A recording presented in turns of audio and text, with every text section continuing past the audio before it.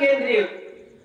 মহানবী মুহাম্মদ রাসূলুল্লাহ সাল্লাল্লাহু আলাইহি ওয়াসাল্লাম বলছেন, আন আনাস রাদিয়াল্লাহু তাআলা আনহু قال قال رسول الله صلى الله عليه وسلم المرأة إذا صلت خمسها وصامت سهرها وحسنت فرضها وأطاعت زوجها فلتدخل من أي أبواب الجنة ساعت। মহানবী মুহাম্মদ রাসূলুল্লাহ সাল্লাল্লাহু আলাইহি ওয়াসাল্লাম পবিত্র মুখরোচক বাণী, আল্লাহর নবী বললেন, কোন মহিলা যদি এই চারটি কাজ যদি গুরুত্ব সহকারে মন দিয়ে সে পালন করতে পারে, তাহলে জান্নাতের 8টি দরজার ভেতরে যে কোনো একটা দরজা দিয়ে সেই মহিলা প্রবেশ করার অনুমতি পাবে। নাম্বার 1 হলো আল মারাতু ইদা সাল্লাত খামসাহা, সে সুস্থ অবস্থায় অসুস্থ অবস্থায় দেশে বিদেশে যে কোনো সময় যে কোনো টাইমে সে 5 ওয়াক্ত নামাজ ইচ্ছাকৃত ত্যাগ করবে না। 1 নম্বর আমল, সে নামাজ জীবনে ছাড়বে না। কেননা আল্লাহর নবী বলেছেন, বাইনাল আবদে ওয়া বাইনাল কুফরি তারকুস সালাত। একটা মানুষ আর একটা অমানুষ, একটা মুসলমান একটা ইহুদি, একটা মুসলমান একটা খ্রিস্টান, একটা মুসলমান একটা মুচি, একটা মুসলমান একটা ইহুদি, তার ভেতরে পার্থক্য ডিফারেন্ট হলো নামাজ। যার ভেতরে নামাজ আছে তাকে মুসলমান বলে ডাকো, মুসলমানের জায়গায় তাকে বসাও।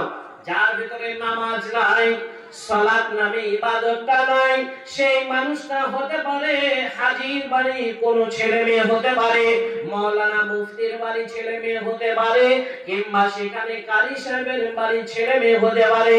যে কোনো বাড়ির যে হোক না কেন, তার ভেতরে যদি নামাজ না থাকে তাহলে তাকে মুসলমান জীবনে বলিও না, মুসলমান বলা যাবে না। তাহলে নাম্বার 1 হলো আল মারাতু ইদা সাল্লাত খামসাহা, 5 ওয়াক্ত নামাজ তাকে নিয়মিত তাকে আদায় করতে হবে। নাম্বার 2 ওয়াসামাত শাহরাহা, আর এই যে কিছুদিন হলো, মানে কিছুদিন বলতে গেলে কয়েকটা দিন, মাহে রমজান পবিত্র মাস, এই মাগফিরাত দয়ার মাস, এই মাস যখন সে পেয়ে যাবে, এই করোনা 30টা দিন সে আল্লাহর নৈকট্যের উদ্দেশ্যে সে পালন করবে। রমজানের সিয়াম সে জীবনে পরিত্যাগ করবে না।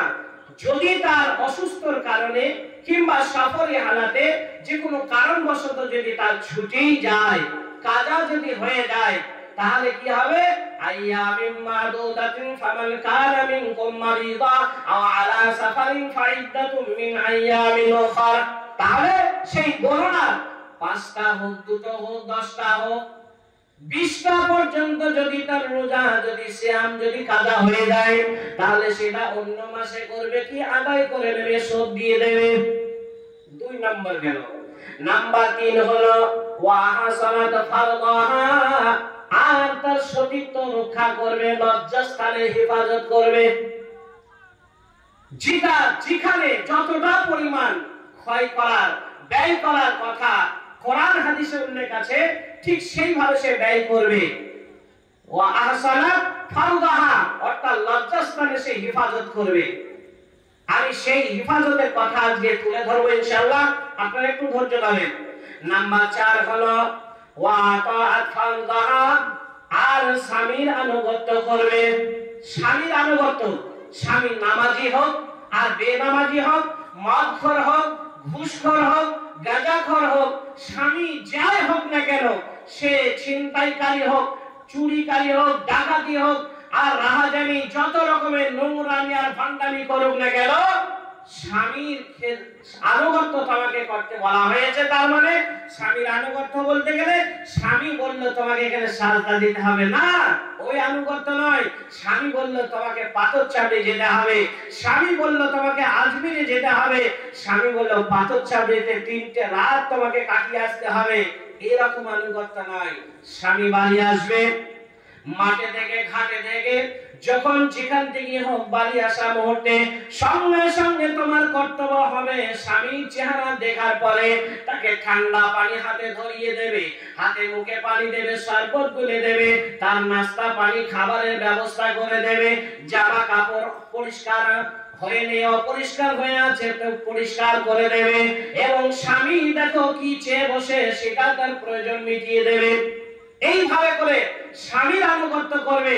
শরীয়তের যেটা আদেশ আছে সেই রকম যদি স্বামী আদেশ করে সেগুলো আনুগত্য করতে হবে।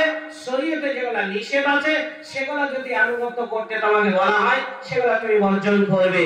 তাহলে স্বামীর আনুগত্য করতে পারলে তাহলে এক নম্বর কি হলো, আল মারাতু ইযা সাল্লাত খামসাহা, পাঁচ ওয়াক্তের নামাজ নির্ধারিত নির্দিষ্ট সময়ে সে আদায় করবে। নাম্বার 2 হলো ওয়াসামাত শাহরাহা, আর রমজান মাসে রোজা সিয়ামকে সে পালন করবে। তারপরে ওয়া আহসানাত ফারজাহা, নাম্বার 3 সে লজ্জাস্থানে হেফাজত করবে। আর 4 নম্বর হলো ওয়া আতাত যাওজাহা, আর স্বামীর আনুগত্য করবে। এই চারটি গুণে গুণান্বিত যদি কোনো মহিলা হতে পারে তাহলে আল্লাহর নবী তার জন্য সুখবর দিয়ে দিলেন কি সেটা, ফাল তাদখুল মিন আইয়ি আবওয়াবিল জান্নাতি সাআত, জান্নাতের যে কোনো জায়গায় সে যেতে অনুমতি পেয়ে যাবে, জান্নাতের যে কোনো দরজা দিয়ে সে প্রবেশ করতে পারবে। ও গো মাতা, ও গো খালা, ও গো আমার বোন, ও গো মাতা, ও গো খালা, ও গো আমার বোন, এ পুরুষের কাছে নারী অমূল্য রতন। এ দুনিয়াতে যত ধন পুরুষের আছে এ তার চাইতে মূল্যবান নারী তার কাছে। কিন্তু সেই নারীটা নেকে হওয়া চায়, কিন্তু সেই নারীটা নেকে হওয়া চাই, ইহকাল পরকাল হবে সুখময়। যেই নারী পাঞ্জিগানা নামাজ পড়িবে, আর যে নারী ইজ্জতের রাখিবে খেয়াল, এ স্বামী সেবা করে যাবে বাঁচে যতকাল, তার জন্য আল্লাহ তাআলা জান্নাত খুলে রবে, যেই দরজা দিয়ে ইচ্ছা জান্নাত চলে যাবে। তাকে জান্নাতে যাওয়ার জন্য কেউ বাধা দেবে না। সুবহানাল্লাহ, মহিলাদের জন্য কত সহজ জান্নাত দেখেন। তারপরে চলে আসি পর্দার বিষয় নিয়ে। একটা মহিলার জন্য আমরা প্রত্যেকটা পুরুষ আমরা বারবার বলি, তুমি মহিলা মানুষ পর্দা করো না কেন, তুমি মহিলা পর্দায় নেই কেন, তোমার হিজাব নেই কেন, তোমার বাড়িতে থাকতে কি ইচ্ছা হয় না, এগুলো আমরা কথাই কথাই পুরুষ বলি। কিন্তু কোরআন খুলে দেখেন, কোরআনের ভিতরে আল্লাহ বলছেন কুল্লিল মুমিনিনা ইয়াকুদ্দুনা মিন আবসারিহিম ওয়া ইয়াহফাযু ফুরুজাহুম। এখানে কিন্তু নারীদের কথা উল্লেখ নাই। কোরআনে যেটা এসেছে ফার্স্টে পর্দার ব্যাপারে পুরুষদের জন্য বলা হয়েছে, আগে পুরুষরা পর্দা করবে। তারপরে দ্বিতীয় আয়াতে 30 থেকে 31 নম্বর আয়াত তেলাওয়াত করলে পাওয়া যায়, তখন এসেছে মহিলাদের পর্দার কথা। তাহলে আপনাকে আমাকে মনে রাখতে হবে পর্দা সর্বপ্রথমে পুরুষদের জন্য এসেছে, পুরুষের হুকুম, তারপরে মহিলাদের জন্য এসে। এখন আমি আপনাদের সামনে যে কথা বলবো সেটা হলো এই যে একটা মহিলা কতজনা পুরুষের সঙ্গে দেখা করার অনুমতি আছে, একটা মহিলা কতজনা পুরুষের সঙ্গে দেখা করতে পারবে, বা পর্দা কার কাছে নাই সেটা আপনাকে মনে রাখতে হবে। আমি যে কথাগুলো বলছি একটা একটা করে আপনারা মনে রাখার চেষ্টা করুন। এবং সর্বপ্রথমে আমি 14টা মহিলার কথা উল্লেখ করে দিই, যে 14টা মহিলাকে পুরুষ বিবাহ করতে পারবে না।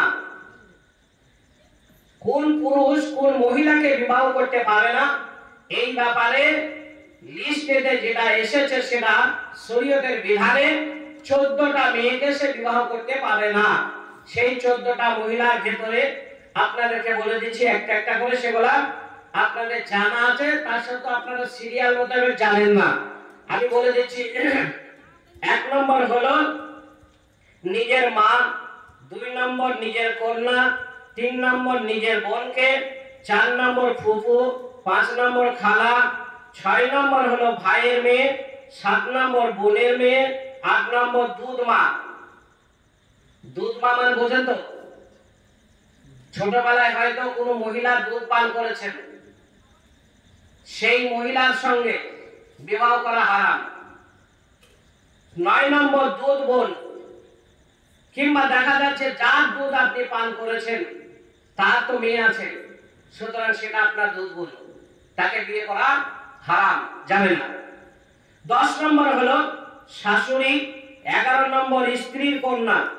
স্ত্রীর কন্যা মানে, আরে স্বামী আর স্ত্রীর মিশ্রিত তো ছেলে মেয়ে জন্মায়, তার স্ত্রীর যদি মেয়ে হয় তা সে মেয়েটা তো আমারও মেয়ে, তা স্ত্রীর কন্যা কেন বলা হলো? হয়তো বুঝতে পারলেন না অনেকে। স্ত্রী কন্যা এখানে এইভাবে বোঝানো হয়েছে, দেখা যাচ্ছে যে মেয়েটার সঙ্গে আপনার বিবাহ হয়েছে ওই মেয়েটা আপনার কাছে দ্বিতীয়বার হয়েছে। প্রথম তার স্বামী ছিল, প্রথম স্বামীর কাছে তার একটা কন্যা সন্তান হয়েছে, এখন কন্যা সন্তান সহ আপনার সঙ্গে বিবাহ হয়েছে, মানে কন্যাটাকে নিয়ে এসেছে সঙ্গে করে আপনার স্ত্রী, সেটা স্ত্রীর কন্যা, তাকে বিয়ে করা কি হারাম? 12 নম্বর ছেলের স্ত্রী। 13 নম্বর হলো দুই বোনকে একই ঘরে রাখা, একেবারে টাটকা হারাম। দুই বোন, একই মায়ের পেটে দুই বোন, আয়েশা খাদিজা, দুই বোনকে একসঙ্গে বিবাহ করে আমি ঘরে রাখতে পারি না, শরীয়ত এটা আদেশ দেয়নি। 14 নম্বর অন্যের বৈধ স্ত্রী।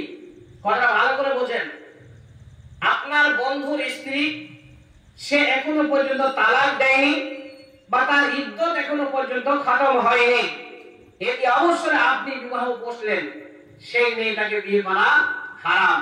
তাহলে এই 14টা মহিলাকে কোনো পুরুষ বিয়ে করতে পারে না। এইবার দেখেন, 14টা পুরুষের সঙ্গে মহিলা দেখা দিতে পাবে, কথা বলতে পারবে, তার কিছু কিছু প্রয়োজন মেটাতে পারবে, তবে 3টে অঙ্গ খোলা রেখে। মায়েদেরকে বলছি, আপনারা এখনো কথা বলছেন?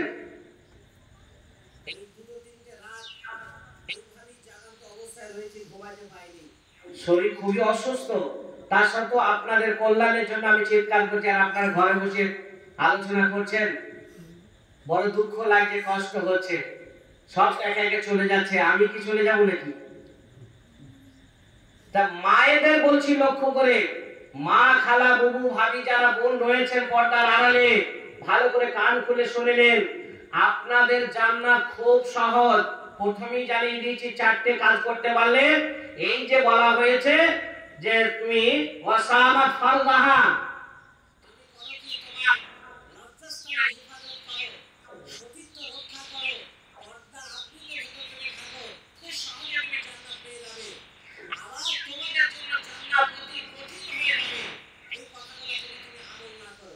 তাহলে 4 শ্রেণী, 4টে মানে 4টে লোক নয়, 4 শ্রেণীর পুরুষের সঙ্গে আপনি কথা বলতে পারবেন, দেখা দিতে পারবেন, তবে শর্ত হলো আপনার মাথা থেকে পায়ের তলা পর্যন্ত 3টে অঙ্গ খোলা রেখে। সেই 3টে অঙ্গ কি কি ভালো করে শোনেন। 1 নম্বর হলো আপনার চেহারা, মানে উঁচু করতে গিয়ে যে 3 বার আপনি মুখমণ্ডলটা ধৌত করেন, এই চেহারা মণ্ডলটা আপনি খোলা রাখতে পারেন। নাম্বার 2, দুই হাতের এই কবজি পর্যন্ত এটা খোলা রাখতে পারেন। নাম্বার 3, আপনার টাকনোর নিচে অংশ, টাকনোর উপরে নয়, এটা খুব ভালো করে মাথায় রাখুন। কোন মহিলার যদি গোল গিটটা, টাকনোটা যদি খোলা অবস্থায় আপনি চলাফেরা করেন, তাহলে আপনাকে নির্ঘাত জাহান্নামে যেতেই হবে, কেউ রক্ষা করতে পারবে না। তাই আপনাকে টাকনো ঢেকে রাখতে হবে, শুধু নামাজের টাইম নয়, সব সময় আপনাকে ঢেকে রাখতে হবে। তাহলে টাকনোর নিচে থেকে পায়ের পাতা,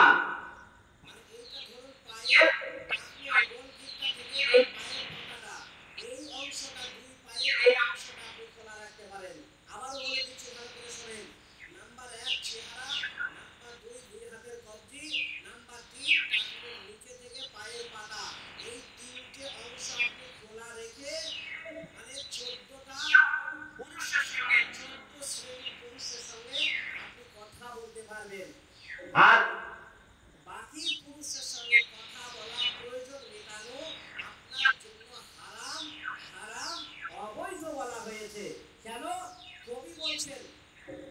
যে সম্রাটে সমসুখী হয় সে ভিখারি, ঘরে যার আছে ভাই অনুগত নারী। যে নারীর কণ্ঠস্বর যাইল বাহিরে, সে ঘরের সুখে আর নাহিরে।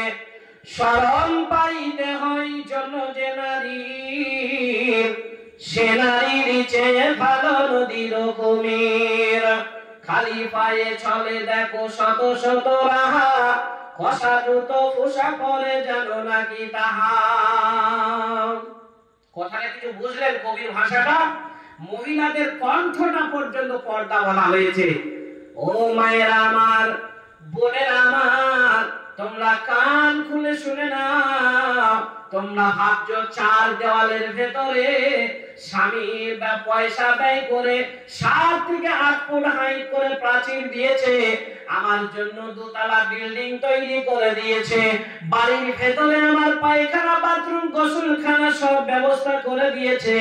এখন তুমি যদি মনে করো আমার বডিটা আমি তো বাড়ির বাইরে করি না, এবার বাড়ির ভেতরে তুমি চার দেওয়ালের ভেতরে তুমি বসে বসে সেখানে তুমি যদি চিৎকার করো, কোন সময় ছেলের সঙ্গে, কোন সময় স্বামীর সঙ্গে, শ্বশুর শাশুড়ি, তোমার দেওরা ইত্যাদি এই সমস্ত বাড়ির লোকের সঙ্গে তুমি জোরে কথা বলতে পারবে না। তাহলে সেই 14টা পুরুষকে কে শুনে নেন ভালো করে। কথাই বলে কবির ভাষায়, স্বামী গেল ঘাস কাটতে তাকে বাগে খাক, দেওরায় আমার জীবন বেঁচে থাক। এর কথা বলে দেওরা বুঝেন তো? আপনাদের দিকে দেওরা আছে নাকি? কোন ভাবির দেওরা আছে? বলছে স্বামী গেল ঘাস কাটতে তাকে বাগে খাক, আমার দেওরা যেন বেঁচে থাক। মানে স্বামীর কি দরদ, বুঝতে পারছেন?